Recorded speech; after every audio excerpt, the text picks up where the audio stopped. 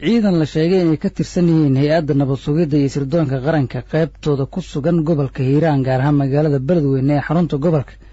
ayaa xalay 9 habeenimo ama 3 saac waxay gurigeeda kala baxeen qof dumar ah oo lagu magacaabo Ruun iyo 3 wiil oo ka mid ah dadka ku nool magaalada beledweyne ee xarunta gobolka ilaa hadda ayay ku jiraan xabsi waxaana la soo sheegayaa dadaallo ay sameeyeen dadka deegaanka gaar ahaan ehelada iyo odayaasha dhaqanka inay guuldareysteen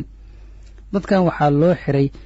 in ay ka qayb galeen kulan beeleed shalay ka dhacay magaalada beledweyne ee xarunta gobolka hiiraan oo ay uga hadlayeen dhibaatooyin ay sheegeen inay ka jirto hirshabeelle gaar ahaan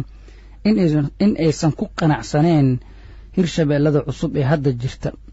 ma jirin wax muuqaal ah oo kulankaasi laga soo duubay ama hadallo ay ka jeediyeen dhinacyadii kulanka ka qayb gala marka laga reebo inay iska xog wareysteen sidii dhalinyaro ahaan ay ka yeeli lahaayeen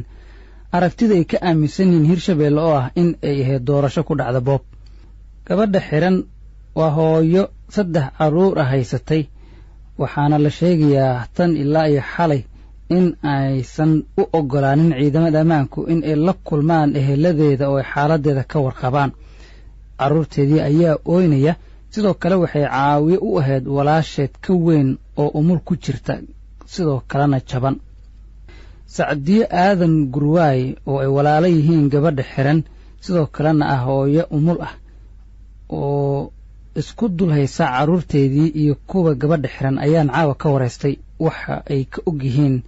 xaraga Ruun iyo dhalinyarada la xiray xaragan soo ku bilowday anaga gabadhan waa ardayad oo jaamacada dhigata waana hooyo oo way shaqaysaa marka walaalow maxay hayso annaka waxa way xoogay noo tahay anigana gacana ka jabanahay hadda waana la joogaa walaasheeda ahay marka wax hadda dhibaato ah ay geysato waxaasay geysato la yirina ma arkin waxyaabo dhalinyarta ku saabsan oo magaalada ka dhacay oo shir ahaa macnaha ay ka qayb gashay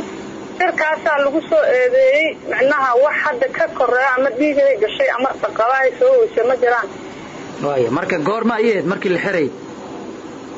3 saac habeenimo ahayd mar ay mushaari iyo kirinaysaan umula ahay marka ayadoo jikada ku jirta loo soo galay xalay 3 saac ma waxa u soo galay booliis mise military miyay wateen warqad oo waaran oo lagu soo xiri karo mise waxay idin la wadaageen ma jiro wax warqad la yiraahdo ma wadan nimanku nabad sugidaan maxay dhahan macnaha dabcagaar ay ahaayeen diinjaamay wateen baawur laga shiraay wateen banaanka dhigtaan iridda xitaa ayaga iska soo qurxoogay ku soo galaan guriga afarta geestay naga istaageen xitaa anagoon wax garba saaraa wadanay istaaga guriga lagu wada qabteen gabadha fuul baawurka wadada gashanay iga tago macashay kara casha u gurnaad macashay ka sidii istaag saas la adigeed marka waxaan dhahay baayoy aan baawurka iska raacaan dhahay hadii hadda cashadii lagu diiday darkina lagu diiday xitaa inay meesha xoog wax uga qaadaan ay damceen ay taleefiyadii wax rabto uga maroogsadaan jirkayga daasaabatay hayaala la deeyay niku saas ma ku qabtayna waa deeyay aniga jag uu siiyay xitaa tabacdi iska raacay baawurka wixii dhaca kullee waa la arki doonaa waayo marka waxaan xog ku helnay inay ahayd hooyo carruur haysata maxaa carruur u jooga sida carruura u joog ma ayadii la noolaa mise carruurteeda qof kale u hay ayadii la nooliyay ilma yaryariisa waayba ayada haysata ilmaha xalay waaba jiisu waayba oo hintay bilaabeen xalay waxa waaye aadaban ula murgaba mise jir way carruurteeda 5 jir iyo waxa waaye iyo 6 jir iyo waxa waaye 4 jir waa isku xigaan waa garta marka waxa loo xiray iyo cid u xiran yihiin ilaa hadda ma ogaateen 24 saac kadib annaka wax aan ogaanay oo soo ogaanay ma jiraan wax annaka aan soo ogaanay ma jiraan wiil yar oo habro u ahay iyo gabdha aaday dad ragaha aaday nabadoonna aaday waxa la soo dhahay oo ka jira waxa la yiri dabageed nin la yiraahdo meeshan ka ah meesha odaykii ay la leeyahay wuxuu ka qabtan ma qaanay oo marka soo hurda la leeyahay waa hurdiga ayaa la dhahay waa garta marka ninkaas oday u xirantay yiraan wax hadda alla abuurto oo dhaqdhaqaaqay maxaa todobaadka xitaa naga siiyana mara wax xalay meel wixii ku hooyeen muslim baan lagu xitaa xabsiga inay ku baxda dileen ay soo sheegtay waa garta booqashana waa noo diideen oo dadkii aaday iriday ka soo laabteen waa garta xitaa xabsiga caadiga lagu xirin oo xabsiyada dadka lagu xirin oo maxaaha oo iska caadiga ah waxay ku xireen xabsiga oo nabad sugidda oo gudaha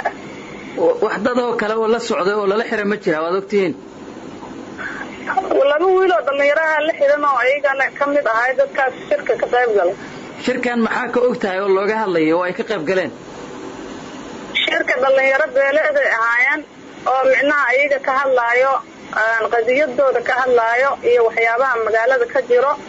iyo waxyaabaha macnaha horumarka iyaga iyo magaaladooda iyo dalkooda ay sidii wax u horumari lahaayeen waxyaabo noocaas ay ka hadleen marka ma qodobo laga soo saaray ma hadal bay ka jeedisay maxaa la insaday warkeeda ku jiray miyay ka hadashay shirkaas maxay ka sheegtay mayayna ka hadlin hal mar ma ka hadlin afkeeda kala ma qaadin laakiin way ka qayb gashay bas oon hadda maxaa idiin qorshaa marka adiga waa walaasha iyadoo kula joogtaa la waday waa hooyo caruur haysata oo caruur korsanaysay adiga umul baa tahay way ku caawinaysay weli waxaan maqlaynay dhaawac ku soo gaaro aad jaban tahay qorshiina muxuu yahay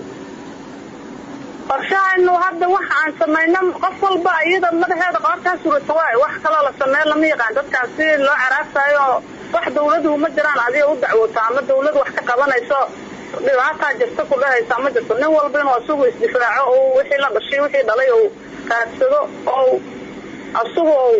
si uu isku difaaci lahay falkeedu gala moogiyo wax alla abuurto oo wax ku qabana ama si dawladaha ku caawinayo qof aan xiran ama waxaasana ku dhaha ma jiraan haddii ay ku maqlayaan madaxda Hirshabeelle iyo hay'adaha amniga Beledweyne maxaad ugu baaqaysaa waxaan ugu baaqi lahay in dadkan ayagu ay macnaha ay rabaan inay xoog ku camburiyaan inay la hadlaan ay sidii wax ku faasiin karaan wax ku faasiyaan ay sidii magaaladu ay hore ugu soco lahayd falkeeda ay galaan dadkana aynan dhibaato u geysan waayo xabsi hawlaha dad looga soo deeyay haddana dad qof dumar oo la xiraa xitaa weli lama arkin qof dumar oo haddana si uu gacan ku dhiiglo uu yahay 8 saaco habeenimo gurigiisa laga baxaayo qofka waxa loo baahan yahay xitaa markii la xiraayo in si nidaam laamigaas ama wadooyinkaas looga qabsado marka uu qof dumar yahay laakiin qof asiga habeen madow la baxaayo weli ma arkin qalgal noocaas oo loo geysanayo dad oo rayada marka waxaan leeyahay dadkaas madaxda Hirshabeelle waxaan leeyahay dadkan masaakiinta oo ku ciyaaraysiin aakhirada waa leeyahay weydiina adduunkaanne waxa waaye waa lagu xisaabtami doonaa Saacadii aadan gurwaay ayay taasi ahayd oo magaalada Beledweyne ay ku xiran tahay walaashay Turuun oo ciidamada ammaanka ee maamulka Hirshabeelle xalay gurigeeda kala baxeen kadib markii gabadhaasi iyo dhowr wiil oo kale ay ka qayb galeen kulan beeleed maamulka Hirshabeelle looga soo horjeedo oo Beledweyne ka dhacay waxa aad u dhiban ama ilaa xilligan la hayn la yahay sidaan wararka ku helayno qofkaasi dumarka ay xireen 3 caruur ah oo da'da 10 sano ka yar oo ay dhashay